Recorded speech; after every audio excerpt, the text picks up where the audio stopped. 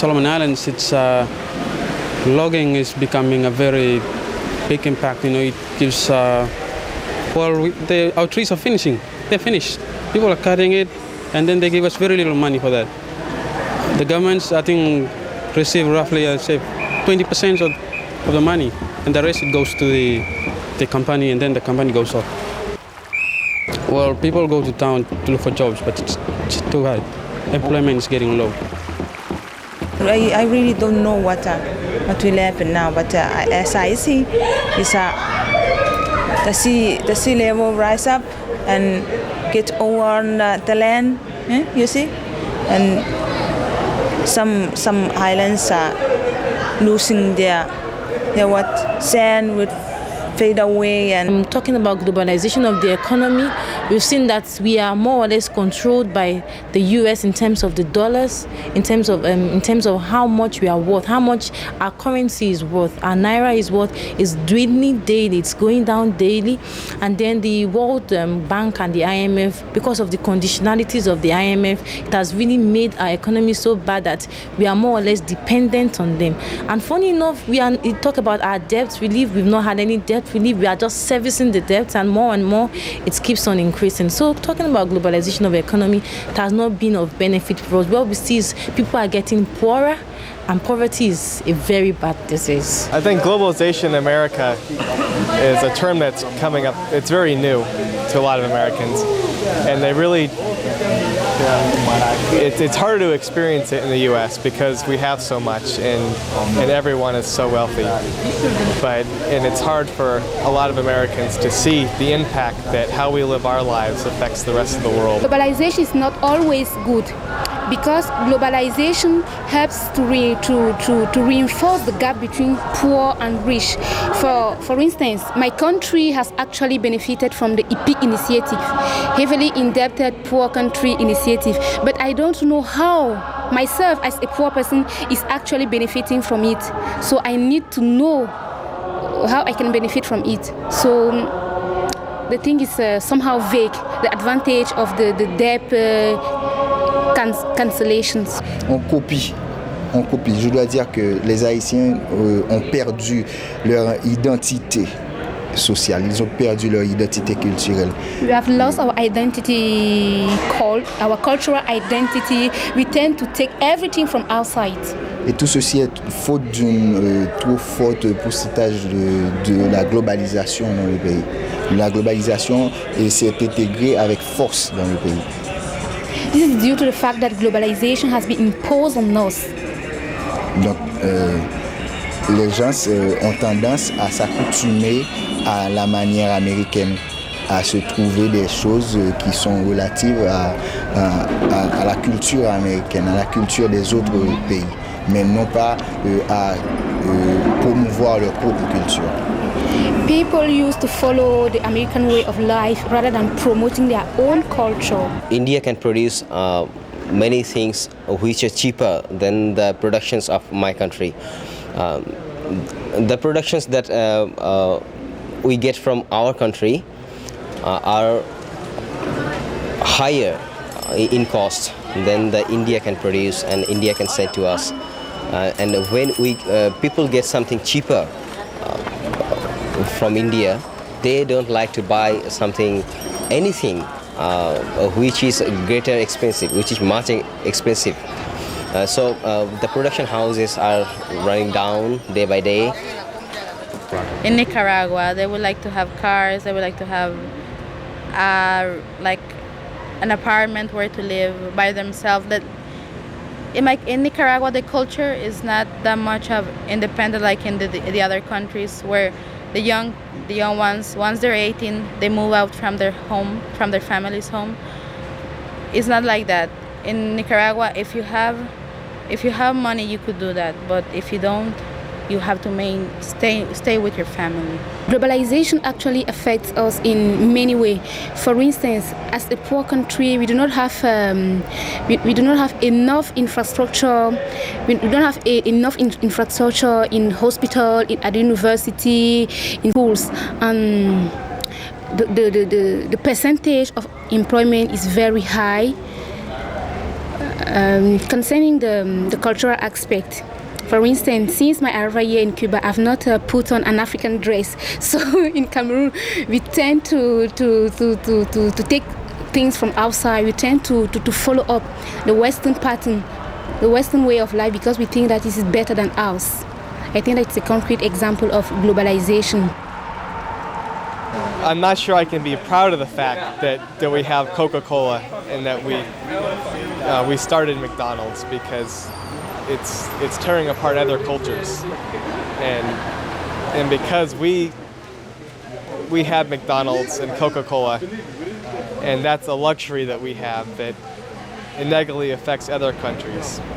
And so being an American, sure, most Americans love to have those things, but they don't realize how it affects other people in the world. Well, I like American films because they are the setting is quite different from what I'm used to. So it's more or less, this is the world, this is the peak of civilization. I like Coke. I like Coke. In spite of the fact that it's Western, I like Coke. I like pizza. And those are the positive effects of globalization. I like pizza. I like Coke. I like pasta. I like spaghetti, which are all. I like noodles too. Well, the Western lifestyle is. Most people use that. Most people around the world, they use Western lifestyle, so we have to fit in. We can't stay back. People are changing every day, so we have to fit in and catch up with life that goes on. People are getting educated too. They can just stay home and what we usually call wearing those factory bags. They can't. They have to continue with their lives. Globalization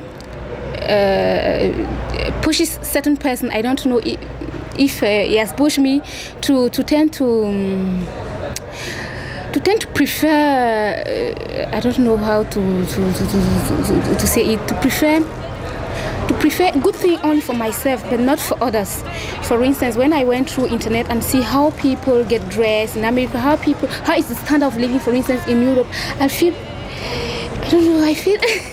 I envy those people, but unfortunately I'm obliged to live in Africa, in my context, so I have to adapt with my own reality. When we get something from the Western countries, we buy it, and we think that it is good. The Western things are good. The Western tradition is good. The Western productions are good.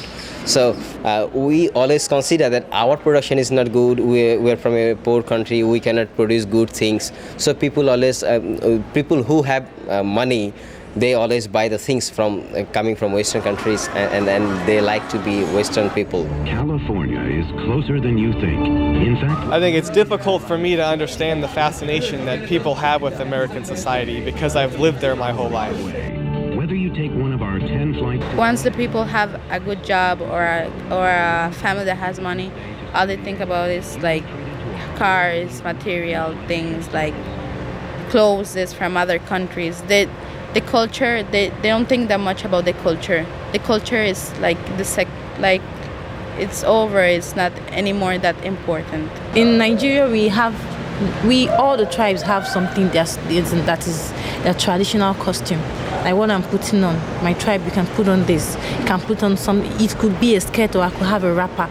But with this globalization of fashion, that's what I'm trying to say now.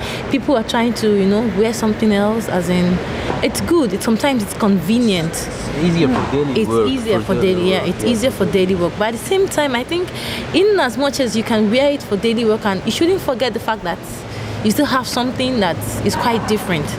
We have in my country also some old Palestinian, like old people, still wearing old stuff like the gal and the fluffy trousers. Also, old women are wearing, we call it thobe, and it has some beautiful stuff on the beautiful things are like knitting on that on it, and they are still wearing them in my country. it's nice. It's nice to have new things, but also it's good also to keep the old stuff. Well, I'm dressed like this because this is one of the traditional clothes we have, and I think this is one of the best ways I can actually identify myself.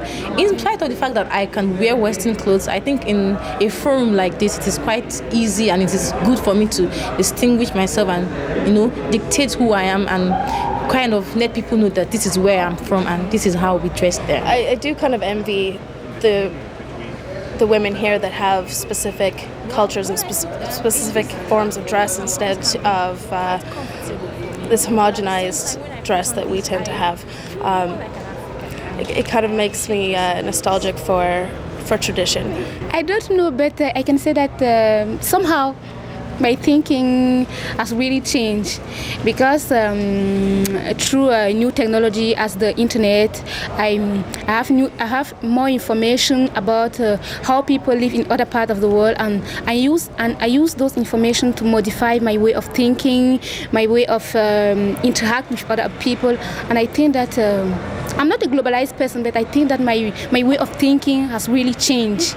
I would want to leave. That is, truthfully, I would want to leave because I've realized that even if I stay in the country, there is no way one person can change the whole system. And so lots of young people are frustrated with the system. So they rather leave because if they stay in the system, weighs down on them. And you see that you can actually do nothing.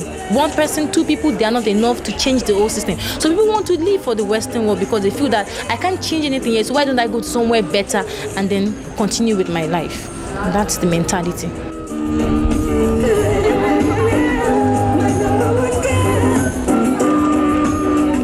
One of the best things about globalization is that it has allowed us to be able to communicate with other people in the world a lot easier, which I think is a good thing. It enables us to be able to have dialogue with each other much easier than we were able to in the past through things like the internet and stuff like that. I would like to live in the West, but I'm not ready to leave Africa now. I would like to leave, it is a wish, but I'm not ready to leave Africa now because I still have much to do in Africa. I do feel guilty, yes, sometimes when I meet the people here. I'm not always proud of the things that the US and Canada and other countries like us have done to other countries. I believe all we can do is try and fix what we've done, and I do feel guilty at times because not everything we've done has been good.